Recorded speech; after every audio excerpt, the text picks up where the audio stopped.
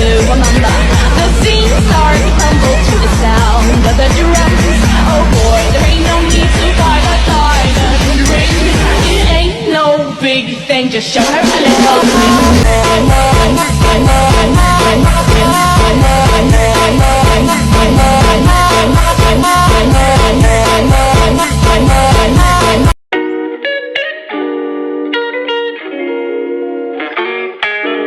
harus mengetahui apa sih itu behaviorisme. Behaviorisme adalah sekolah psikologi yang menekankan pentingnya metode eksperimental dan mencoba menganalisis variabel yang dapat diamati dan terukur. Karena itu, ia cenderung menolak juga semua aspek psikologi yang tidak bisa digenggam, semua subjektif, internal, dan fenomenologis.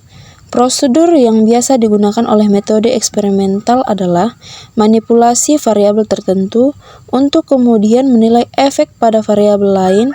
Setelah konsepsi jiwa manusia dan alat-alat yang tersedia untuk menilai kepribadian, yang teori kepribadian Albert Bandura ini memberikan relevansi yang lebih besar dengan lingkungan sebagai genesis dan modulator kunci dari perilaku masing-masing individu. Albert Bandura dilahirkan di Munro, Northern Alberta, Kanada, pada tanggal 4 Desember 1925. Masa kecil dan remajanya dihabiskan di desa kecil dan juga mendapat pendidikan di sana. Pada tahun 1949, beliau mendapat pendidikan di University of British Columbia dalam jurusan psikologi. Dia memperoleh gelar master di dalam bidang psikologi pada tahun 1951 dan setahun kemudian ia juga meraih gelar doktor. Bandura menyelesaikan program doktornya dalam bidang psikologi klinik. Setelah lulus, ia bekerja di Stanford University.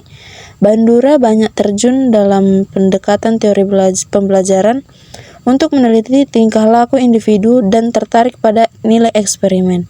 Pada tahun 1964, Albert Bandura dilantik sebagai profesor dan seterusnya menerima anugerah American Psychological Association untuk Distinguished Scientific Contribution pada tahun 1980.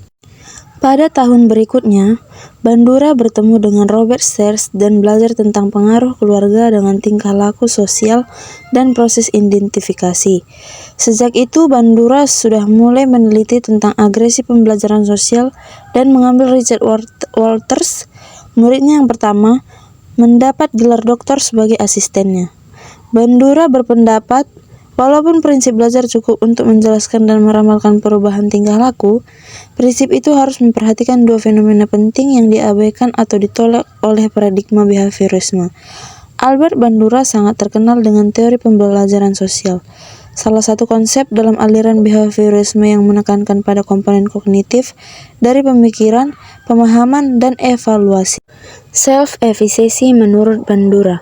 Self-efficacy adalah suatu keyakinan seseorang akan kemampuannya untuk mengatur dan melaksanakan serangkaian tindakan yang diperlukan untuk menyelesaikan suatu tugas tertentu. Self-efficacy adalah hasil dari proses kognitif berupa keputusan, keyakinan, atau pengharapan tentang sejauh mana individu memperkirakan kemampuan dirinya dalam melaksanakan tugas atau tindakan tertentu yang diperlukan untuk mencapai hasil yang diinginkan. Salah satu contoh self-efficacy adalah bagaimana seseorang bersikap dalam situasi tertentu.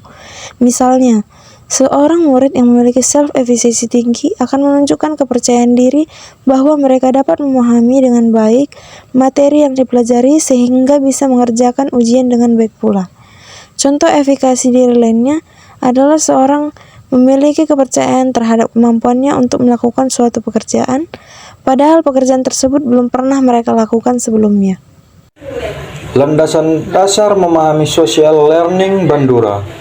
Belajar sosial Bandura merupakan perluasan dari teori belajar perilaku yang tradisional atau behavioristik. Teori ini menguraikan kumpulan ide mengenai cara perilaku dipelajari dan diubah.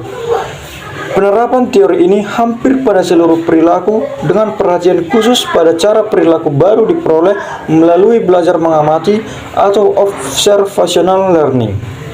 Teori belajar sosial digunakan dengan mudah untuk perkembangan agresi, perilaku yang ditentukan, ketekunan, dan reaksi psikologis yang datar pada emosi. Dalam hal ini, belajar sosial banyak penekanan pada kesan dan isyarat-isyarat perubahan perilaku dan pada proses-proses mental internal.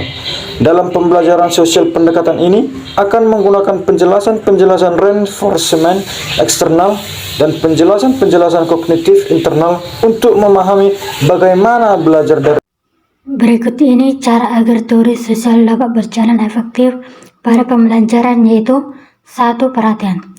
Anak harus memberikan atensi atau perhatian.